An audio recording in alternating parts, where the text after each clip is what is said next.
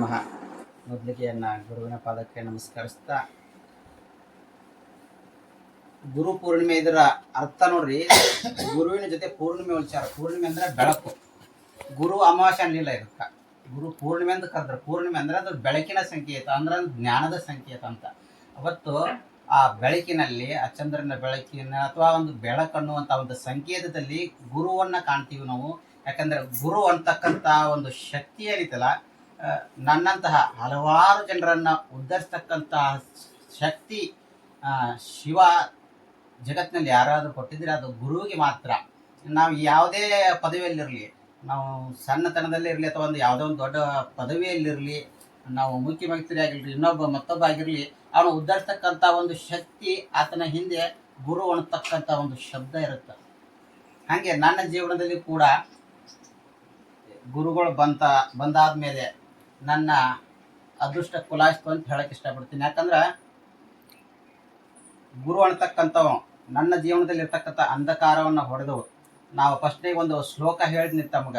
ಗುರು ಬ್ರಹ್ಮ ಗುರು ವಿಷ್ಣು ಗುರುದೇವ ಮಹೇಶ್ವರ ಗುರು ಸಾಕ್ಷಾತ್ ಪರಬ್ರಹ್ಮ ತಸ್ಮೈ ಶ್ರೀ ಗುರುವೇ ನಮಃ. ಇದರ ಅರ್ಥ ಏನಂದ್ರ, ಸೃಷ್ಟಿ ಸ್ಥಿತಿ ಲಯವನ್ನ ಮಾಡ್ತಕ್ಕಂಥ ತ್ರಿಮೂರ್ತಿಗಳು ಏನದಾರಲ್ರಿ, ಬ್ರಹ್ಮ ವಿಷ್ಣು ಮಹೇಶ್ವರ. ಬ್ರಹ್ಮನ ಕೆಲಸ ಸೃಷ್ಟಿ ಮಾಡೋದು, ವಿಷ್ಣು ಒಂದು ಅದನ್ನ ಸಮತೋಲನ ಕಾಪಾಡ್ಕೊಂಡು ಹೋಗೋದು, ಒಂದು ಲಯವನ್ನು ಮಾಡೋದು ಅಂದ್ರೆ ಅಂತ್ಯವನ್ನು ಗೊಳಿಸೋದಂತ. ಗುರು ಏನ್ ಮಾಡ್ತಾನೆ, ಗುರುವಿಗೆ ಯಾಕೆ ಆ ಶಬ್ದ ಕೊಟ್ಟರು, ಆ ತ್ರಿಮೂರ್ತಿಗಳ ಸಾಲಿನಲ್ಲೇ ಗುರುವನ್ನು ಯಾಕೆ ತಂದಿಟ್ರು ಅನ್ನೋದಕ್ಕೆ ಅರ್ಥ, ಗುರು ಅಂತಕ್ಕಂಥ ಕೂಡ ನಿಮ್ಮ ಎಲ್ಲರ ಬಾಳಿಲಿರ್ತಕ್ಕಂಥ ಅಂಧಕಾರವನ್ನ ಹೊಡೆದೋಡಿಸಿ ಜ್ಞಾನವನ್ನ ಸೃಷ್ಟಿ ಮಾಡವ. ಜಗತ್ತನ್ನ ಹೆಂಗ ಬ್ರಹ್ಮ ಸೃಷ್ಟಿ ಮಾಡ್ತಾನಲ್ಲ, ಹಂಗ ನಮ್ಮಲ್ಲಿ ಇರ್ತಕ್ಕಂಥ ಅಂಧಕಾರನ ಹೊಡೆದು ಜ್ಞಾನವನ್ನ ಸೃಷ್ಟಿ ಮಾಡೋ ಮಾತ. ಹಂಗೆ ಅದನ್ನ ವಿಷ್ಣುವಿನ ತರಹ ಕಾಪಾಡಿಕೊಂಡು ನನ್ನ ಜೀವನದ ಉದ್ದಕ್ಕೂ ಅದು ಹಂಗೆ ಇರಬೇಕು ಅಂತ ಬೋಧನೆಯನ್ನ ಮಾಡ್ತಾ ಮಾಡ್ತಾ ನಮ್ಮ ಕಾರ್ಯರೂಪಕ್ಕೆ ತಂದು ಅದನ್ನ ಸಮತೋಲನವನ್ನು ಕಾಪಾಡ್ಕೊಳ್ಳುವ.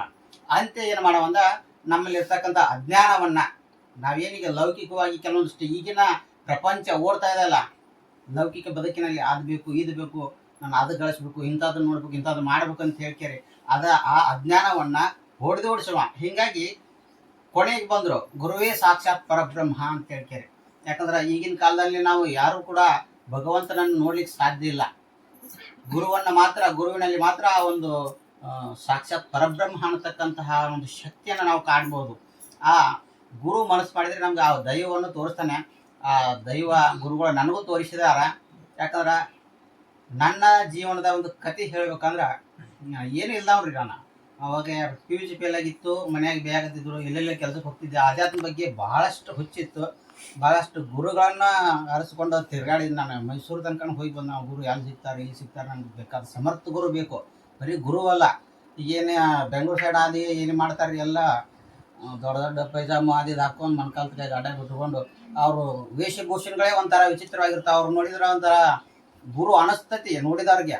ಆದರೆ ಅಂತರಾತ್ಮದಿಂದ ನನ್ನಂತ ಹುಡುಗಂತ ಒಂದು ಶಿಷ್ಯನೊಳಗೆ ಅದು ಕಾಣೋದಿಲ್ಲ. ಯಾಕಂದ್ರೆ ಕಮರ್ಷಿಯಲ್ ಆಗಿರ್ತಾರೆ ಭಾಳಷ್ಟು ಜನಗಳು. ಮೈಸೂರು ತನಕ ನಾನು ಹೋಗಿ ಬಂದಾಗಲೂ ಕೂಡ ನನ್ನ ಸಮರ್ಥ ಗುರು ಯಾರೂ ಸಿಕ್ಕಿದ್ದಿಲ್ಲ.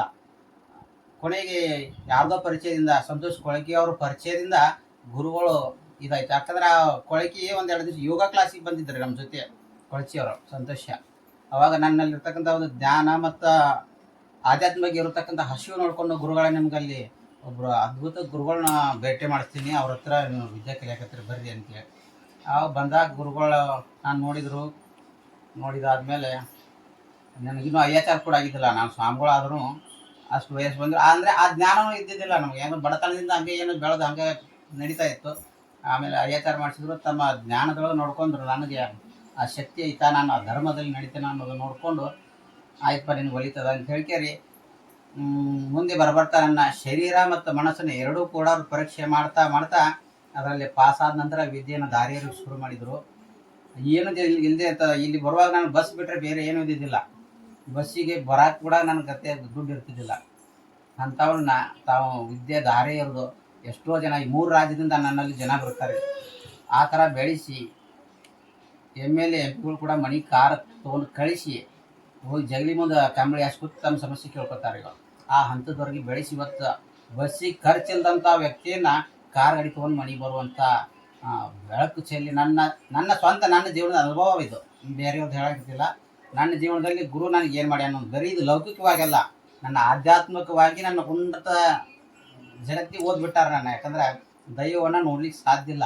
ಗುರು ನನಗೆ ಆ ಶಕ್ತಿಯನ್ನು ನೀಡಿ ಅದನ್ನು ಕೂಡ ನೋಡಿಕೊಂಡು ಮಾತಾಡುವಂಥ ಜನರ ಹಲವಾರು ಸಮಸ್ಯೆಗಳನ್ನು ಬಗೆಹರಿಸ್ತಕ್ಕಂಥ ಶಕ್ತಿಯನ್ನು ಕೊಟ್ಟಿದ್ದಾನೆ. ಗುರುವಿನ ಕೃಪೆ ಸದಾಕಾಲ ನಾನು ಸಾಯೋವರೆಗೂ ಕೂಡ